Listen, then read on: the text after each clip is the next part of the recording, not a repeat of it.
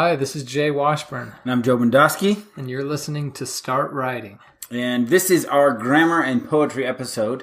And so today we're going to be talking about split infinitive. And if I remember correctly, this is the single most polarizing dynamic in English grammar. So what we'll talk about here is, as always, we'll look at the rule, why it is, what it is, and then we'll look at how writers have broken it and what they achieved in so doing. But first, we don't have anything in This Week in Critiques. I haven't gotten around to critiquing anything recently, or at least anything that I've just been reading off the cuff.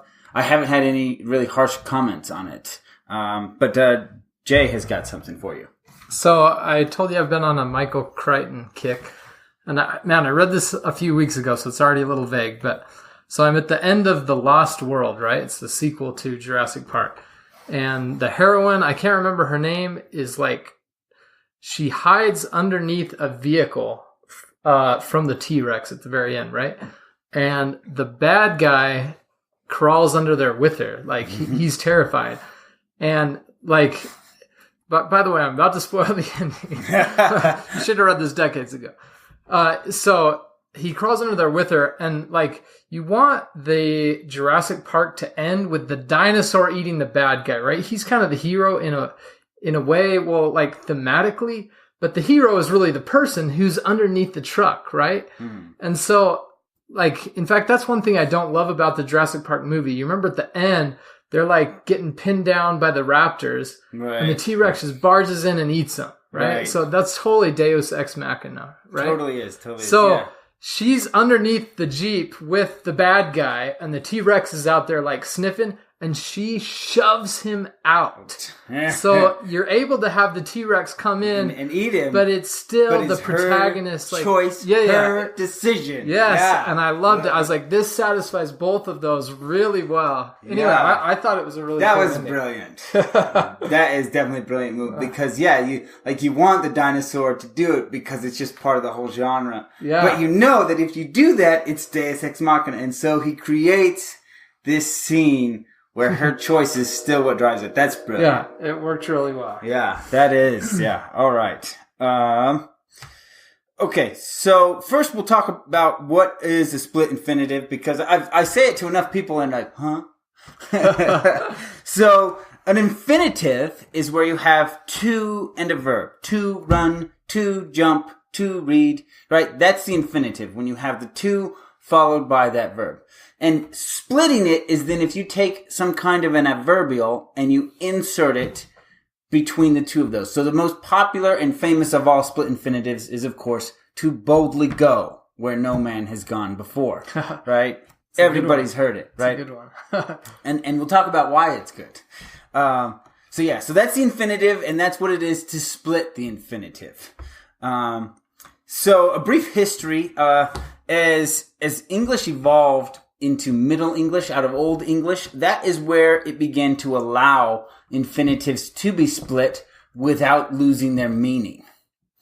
And from there, we go on. So there's a very famous letter written in 1834 to the editor of the New England magazine, where it makes this specific statement: used by uneducated writers. And this then becomes the reference for style guides for years to come, saying that it is ungrammatical to use in English. Now, for anyone who really knows grammar, and we've talked about this before, ungrammatical is not really a thing. You have formal, casual, preferred, and less preferred. Those are the actual. I really like that. Those are the actual categories of grammar. So ungrammatical is something your grammando friend will throw at you who doesn't actually understand grammar. Now, I wish that we could poll our listeners and find out how many are in which camp. Like, if there are a lot of people strongly against this still.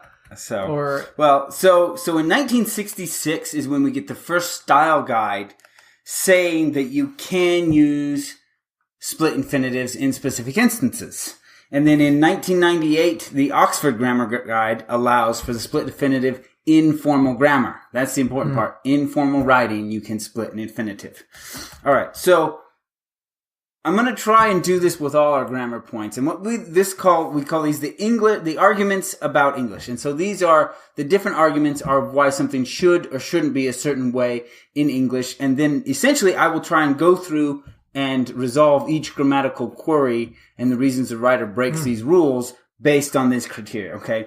And the first is that language should be logical, like math, right? You have rules, you follow rules, that's how it works. And this is one that's thrown out a lot, like in talking about double negatives, people will say, in math, if you multiply two negatives, you get a bigger, if you multiply two negatives, you get a positive, right? Mm-hmm. So two negatives cancel each other out, you get a positive. Well, what is also true in math is if you add two negatives together, you get a bigger negative. And then what happens if you minus two negatives, right? And so that multiplication, addition, or subtraction, that's context. And we have that in language too. Context will then determine how you understand the grammatical elements. And so we can then apply that to just about any argument in logic and in language. Context determines that. Just like the double negative, is it emphatic, making the bigger emphasis? Is it self-canceling like we saw in Pink Floyd? There's a lot, or is it kind of a lessening? So again, if we look at context, that tells you how to read it in the same way that the addition, subtraction tells you the context of how to deal with those two numbers in mathematics. They're flexible, both of them. So you're saying that this point and the points that follow are reasons to justify using split infinitives, right?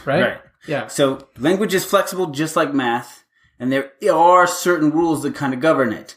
And we'll look at examples that look at these. And you're not going to really find these rules written in any style guide. They're so deep within the language. And I'll show you an example and be like, oh, I understand. That makes perfect sense. But unlikely any grammar book you pick up or style guide will explain this. It's deeply contextual.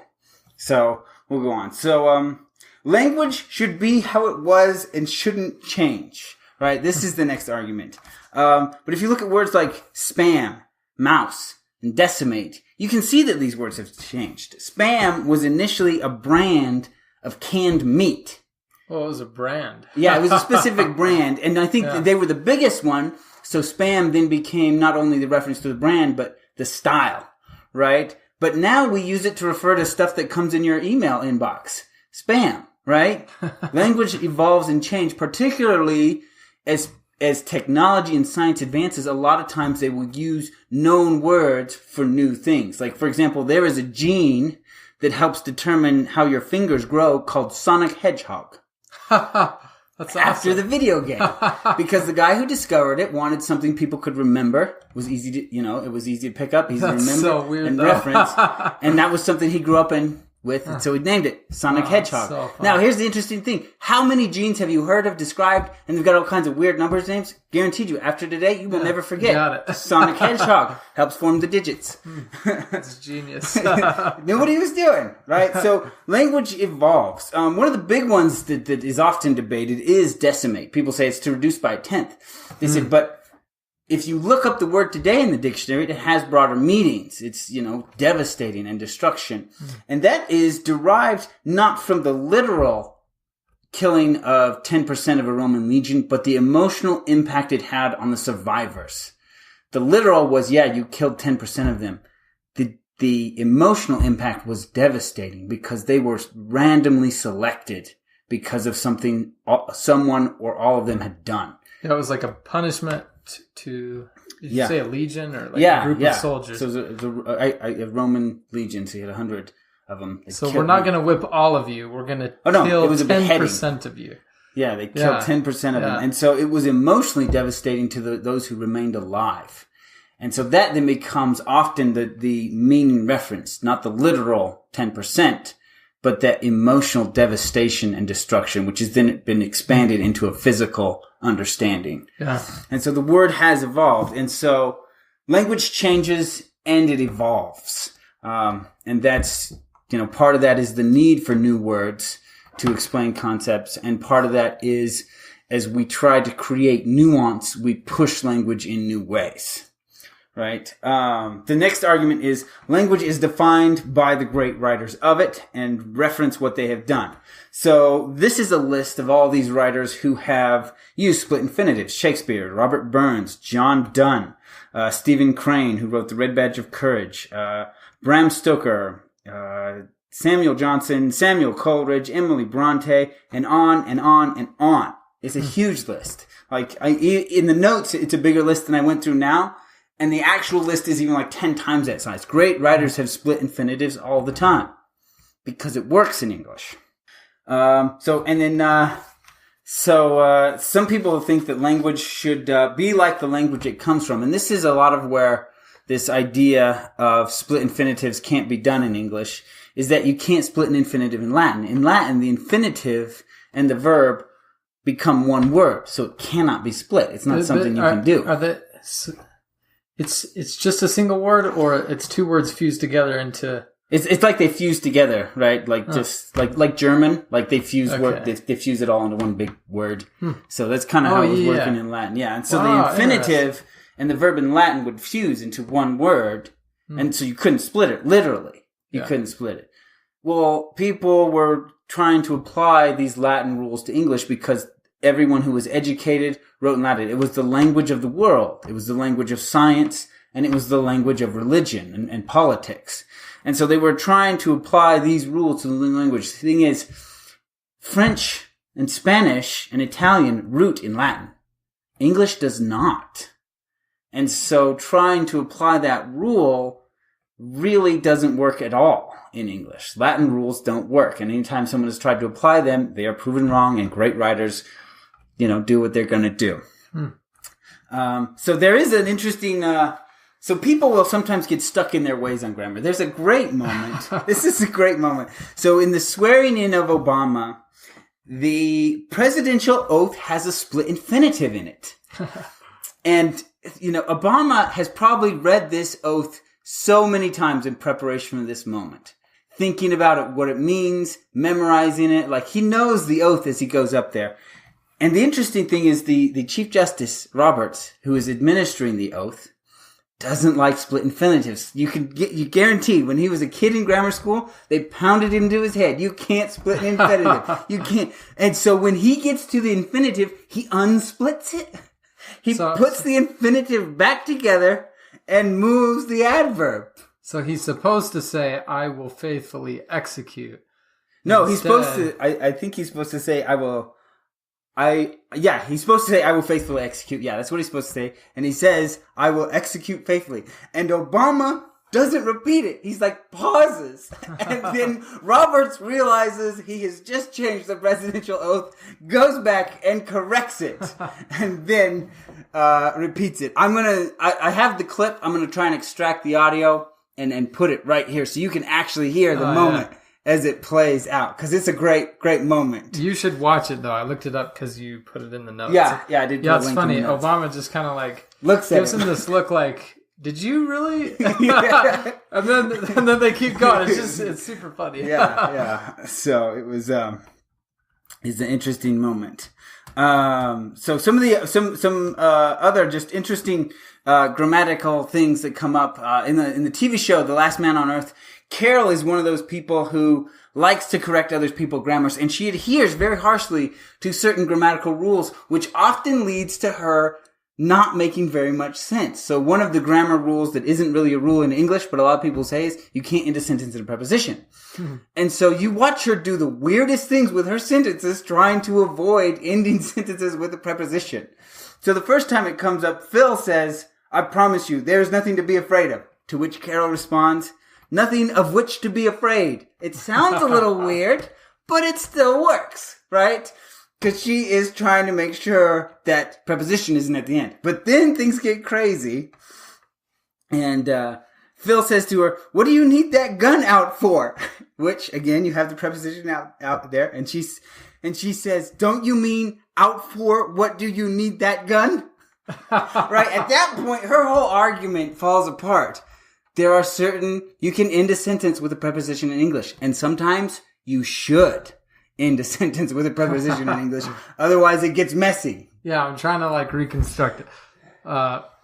For what? No. She's just you his need sentence. out What? that gun? Yeah. Yeah, that's so bad. Yeah. She does it often. She like it happens at least a few times a season. Well, she'll flip things around and whatnot. I'll try and pull a clip of her as well. I was looking before for some good ones. So going back to the split infinitive, so now we want to look at why would you want to split it? And the linguists have looked at what is it with this happening in Middle English where people started splitting infinitives and it became popular enough that it became a debate. And one of the things that linguists will look at is certain words are really short and some are longer. And so you can have a rhythm, short word, long word, different things like this. And they say that to the human ear, the optimal rhythm is short, long, short. We call that weak, strong, weak. And it's got a rhythm to it. And so to go boldly is weak, weak, strong. But to boldly go, weak, strong, weak. And it's got that rhythm we like to it. And so their idea is that that's part of what it caught on, is that when you could split the infinitive, you had more power to optimize language for that weak, strong, weak rhythm back and forth. Whereas if you couldn't split it, it was rigid and would often be forced into weak, weak creations with shorter verbs. And so, that's so interesting. Yeah, and so we can even go back and look at this and be like, if we have a big verb like condescend, right? So we have to condescend. Well, then if you have a shorter adverb, then you wouldn't want to split it in the weak, strong theory because condescend is the big, strong one. And then you put something weak on the end. So to condescend quietly as opposed to quietly condescend, right? And so you can even look at your own infinitives, whether they're split or unsplit, and be like, can I manipulate this to a weak, strong rhythm to optimize that speech pattern? Another example is reattributing what somebody else is saying. So if we have the kid, they say, I accidentally forgot to feed the hamster. Parent says, well, you have to try harder not to accidentally forget, won't you? Right? And so there's just kind of an echoing back using it there. Not something you'll see a lot. But I think this is a really interesting one. This is from Robert Burns, his poem Scots. And he says, who dared to nobly stem tyrannic pride. And the interesting thing is here is he split the infinitive to make sure that the descriptive word is properly associated with the proper verb. Because if we take out the split infinitive, we say, who dared to stem nobly tyrannic pride. Well, the nobly can now slide into the tyrannic pride, right? It can be misattributed there. And so he has intentionally split the infinitive for clarity purposes to make sure nobly is attached to the verb stem. Okay, now you could say who nobly dared to stem tyrannic pride. Does that change the meaning? I think that one would still work there too. So you could unsplit it that way. Yeah. So, but then again, maybe you're saying nobly is, I guess, attached to dared as opposed to stem. So you've still shifted its verb. Yeah. Yeah. No, that's a beautiful sentence. Who dared to nobly stem tyrannic pride. Yeah. Yeah. And so, sweet. He split it because that was the only way to ensure that the verb got its adverb. Yeah, it's good. So very good there. And so here's a series of sentences we're going to look at. And what happens is we're going to look, there's a split infinitive. And then when we desplit it, you have to ask your question, where do I put it now? Just like Travis tried to put nobly before dared, it changed it. And so watch the context of this, the meaning of this sentence change every time we try and split that infinitive by moving the adverbial. Okay, so here's the original sentence with the split infinitive. She decided to gradually get rid of the teddy bears she had collected. Okay, now you have to think about the meaning, right? Now, if we unsplit that infinitive, you have to ask yourself, where do we put gradually in the sentence without changing the meaning. And that's when things start to fall apart. So we'll experiment a few times this here. is cool. So our first attempt of unsplitting the infinitive here is, she decided gradually to get rid of the teddy bears she had collected. This might imply that the decision was gradual as opposed to the process. So you've actually changed the meaning by breaking the infinitive that way. So we'll move it somewhere else. She decided to get rid of the teddy bears she had collected gradually. So this implies that the collecting process was gradual. So again, it changed the meaning. So she decided to get gradually rid of the teddy bears she had collected. So this just sounds a little awkward as it splits the idiom phrase "get rid of." Oh yeah, right? Because we split the idiom when we desplit the infinitive. So that one retains meaning, but the problem is we've had to split an idiom. Splits. And if we don't have an idiom that's that long in a verb, then you can't do it. It falls apart. So she decided to get rid gradually of the teddy bears she had collected. So this one is, again, it's just a little awkward. To get rid gradually of, and again, we're splitting the idiom there. And then gradually, she decided to get rid of the teddy bears she had collected. This might imply that the decision or the fact that she will get rid of her teddy bears is gradual. Yeah, so again, with the exception of splitting the idiom, if we unsplit the infinitive, we change the meaning. And what that indicates is that there are certain sentences where you have to split the infinitive to communicate a specific meaning. And if you don't, you're going to be communicating something else. Oh, that's cool stuff. Yeah, it was super cool. Super cool stuff. So, all right. So we've looked at doing it for clarity in Robert Burns. We've looked at the weak, strong rhythm in Star Trek. And we've looked at the meaning change. And so here's the question is when you shouldn't do it. And so one of the cases people indicated is when you split infinitive, if you pack too many adverbials in there, you get like 4 or 5, it becomes one unwieldy and confusing because you can no longer attribute the verb back to its infinitive.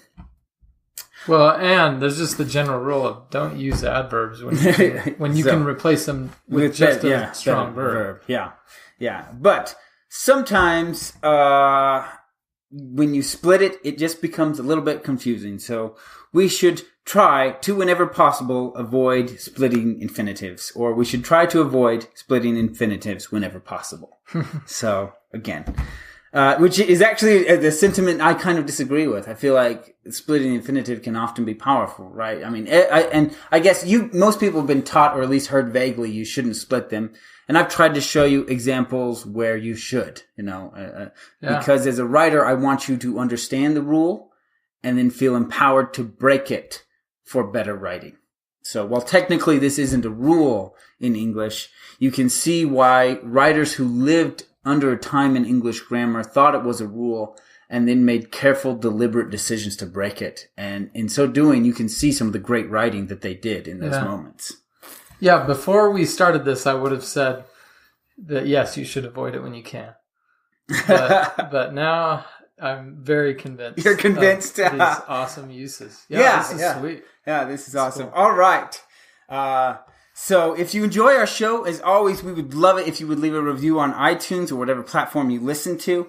Sign up for the email, and there'll be links to the videos of clips of Obama and from Last Man Standing, along with our other sources there, so you can check them out. I will be converting this into a blog post for quick reference, and we'll have a link there. So I'm going to try and make the blog a little more useful that way, as a reference. And write if you have any comments or suggestions. Like if you want us to do a show on something, just write in, let us know. Yeah, we want this to be a conversation as much as possible. So, and it would help us. Like we would have to spend less time trying to think of ideas. Yeah. And if you want to support the show and help us keep doing this, buy one of our books and leave us a review. That is the number one thing we would love. That would mean so much to us. Man, reviews are the best for an author. They are, yeah. It's so fun. I know a large portion of the audience are to-be authors. You're still working on your manuscripts, but I guarantee you reviews are gold. They are just magic. You love them, especially a good review. A good review makes my week. Yeah, it's true. So, okay. And that's the end of our episode, so it's time to start writing.